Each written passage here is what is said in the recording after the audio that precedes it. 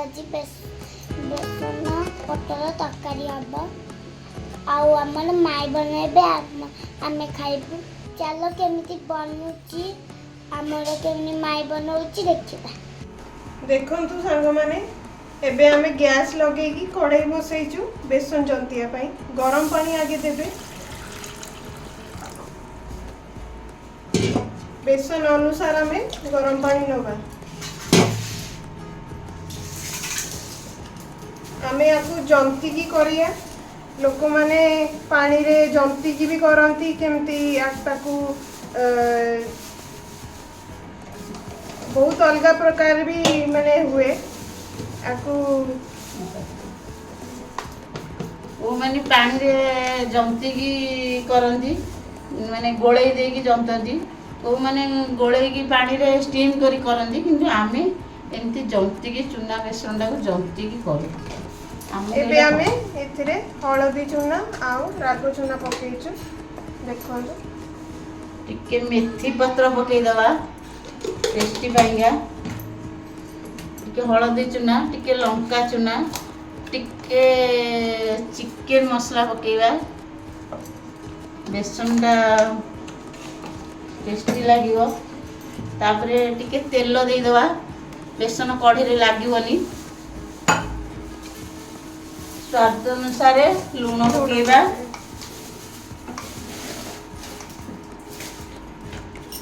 आमर एमती बेसन तरकारी करू। आपण केमिति करूथिबे एमती थरे बनांतु खाआंतु देखंतु केमती लागुची।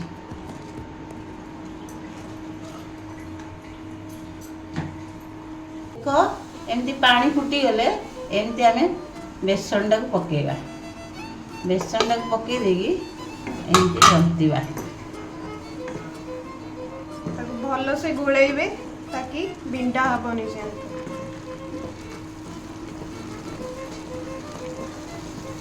एमती लंग रे गोळई चली चलिले बेसनटा बिंडा हबने पूरा किस्ती किस्ती लागिवो। बेसनटा खाइले मुड़मुड़िया लागिवो। छणा बेसन टिके खाइबे टेस्ट करिवे। आउ जंती साइले आकू शीतल करिकी काटी की पीस पीस ताकू छणा हबो।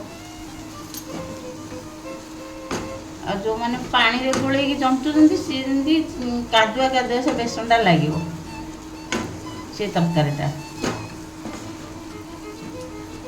आमर एमती जो करू आमर पूरा खुसखुसिया लागिवो। देखंतु केते बढ़िया भागरे बेसनटा गोलेई जाईची पानी रे। बेसन जंता सरीगला ताकू पिठा भलिया बनै दवा। एमती तावारे टिके तेल दे थाली रे भी नेले चलिबो। ये जो थर करले चलिबो। एमती तेल टिके देई दवा ताकू एमती ये कर दवा। तापरे जंता हैतवा बेसनटा को ताकू दवा।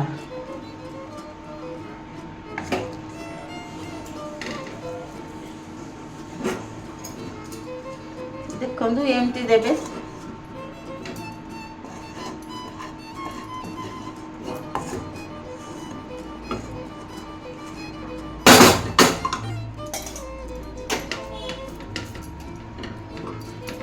एमती टिके टिके पानी हाथ होगी साइज करके ताकू एमती चकुली पिठा भरिया करदवा। शीतल हो गला परे ताकू काटिकी छाणीबा। छाणीला बेलू आपण को देखेबी। देखो बेसनटा केमती काटिकी रखीची पोटलटा को काटिकी रखी देछि। चलो एबे ताकू छाणीबा। आ मसला देखो ता पई सजाड़ी टमाटो पियाज रसुण अदा कंचा लंका आउ सब चूना मसला पड़ो। एबे तेल पकैया।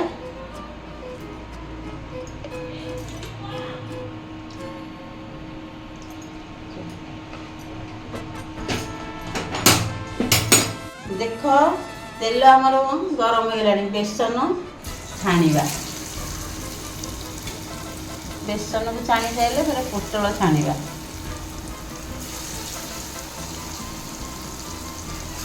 ଏମିତି କଲେ ତରକାରୀ ପୁରା ଟେଷ୍ଟି ଟେଷ୍ଟି ଲାଗିବ।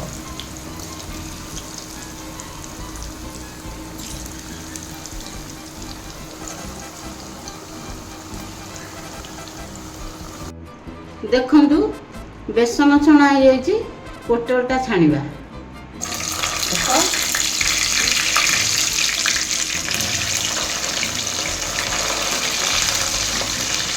ପୋଟଳଟା ଛଣା ହେଇଗଲା ପରେ ଆମର ମସଲା କଷା ହେବ, ଦେଖେଇବୁ ଆଉ କେମିତି ହେଉଛି ଆଉ।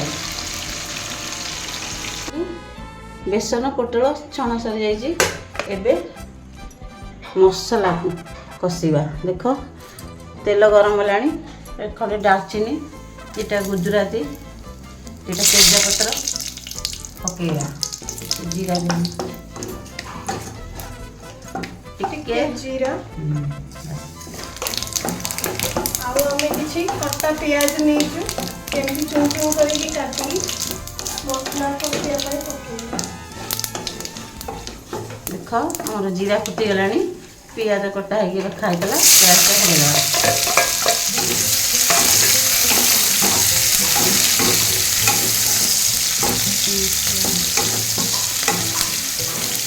ଏବେ ଆମେ ହଳଦୀ ଚୁନ ପକେଇବା।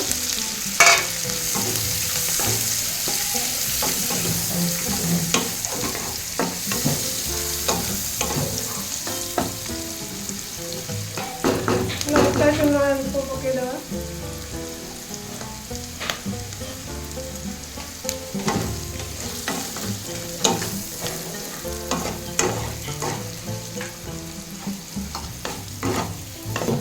ପକେଇଲେ ନା ଚାହାନ୍ତି। ଦେଖନ୍ତୁ ପିଆଜ ଏମିତି ହେଇଗଲାଣି, ଏମିତି ଲାଲ ଲାଲ କଲର ଟିକେ ହେଇଗଲେ ଟିକେ ତାପରେ ମସଲା ଦେବା।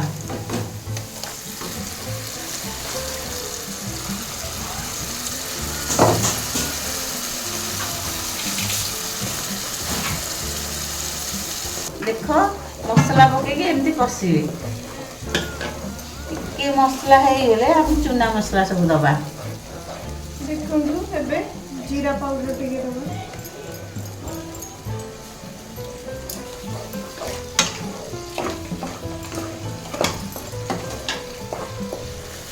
ଧନିଆ ପାଉଡର ପକେଇବା।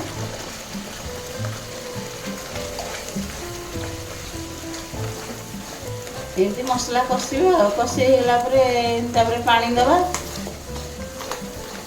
ଟିକେ ଚିକେନ ମସଲା ପକେଇବା।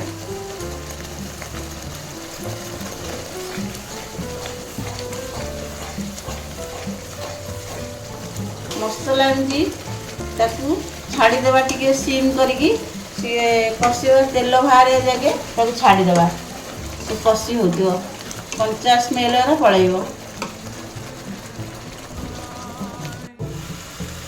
ଦେଖ ମସଲା କେମିତି ତେଲ ଛାଡ଼ି ଆସିଲାଣି, ମସଲା ଆମର ହେଇଗଲାଣି। ତାପରେ ପୋଟଳ ଆଳୁଟା ଅପସନାଲ୍ ଅଛି, ଆପଣଙ୍କର ଇଚ୍ଛା ହେଲେ ପକେଇବେ, ନହେଲେ ନ ପକେଇବେ। ତାପରେ କଷିଦେବା, ଗରମ ପାଣି ଦେବ, ଗରମ ପାଣି ଦେଲେ ତରକାରୀଟା ଟିକେ ଟେଷ୍ଟି ଲାଗିବ, ଥଣ୍ଡା ପାଣି କେବେ ଦେବେନି।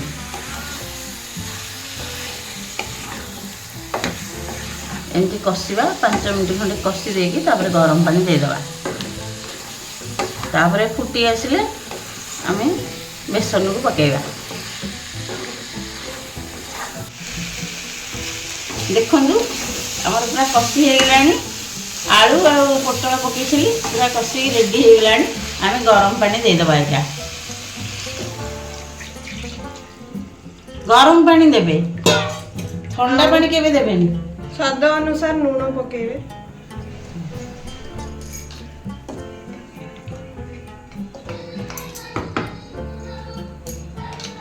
ପାଣି ଦେଇକି ଲୁଣ ପକେଇକି ଘୋଡ଼େଇ ଦେବା, 10 ମିନିଟ୍ ଛାଡ଼ିଦେବା। ଫୁଟିଗଲା ପରେ ଆମେ ତାକୁ ବେସନ ପକେଇବା।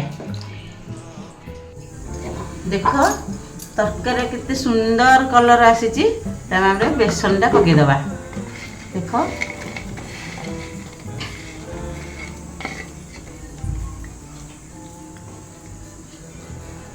ତାପରେ ଫୁଟିଗଲା ପରେ ଗରମ ମସଲା ଟିକେ ପକେଇବା ଆଉ।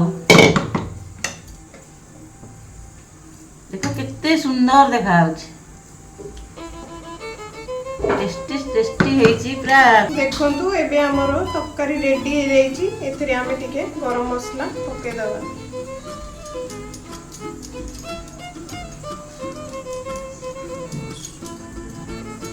देखंतु तरकारीटा पूरा रेडी हो गई।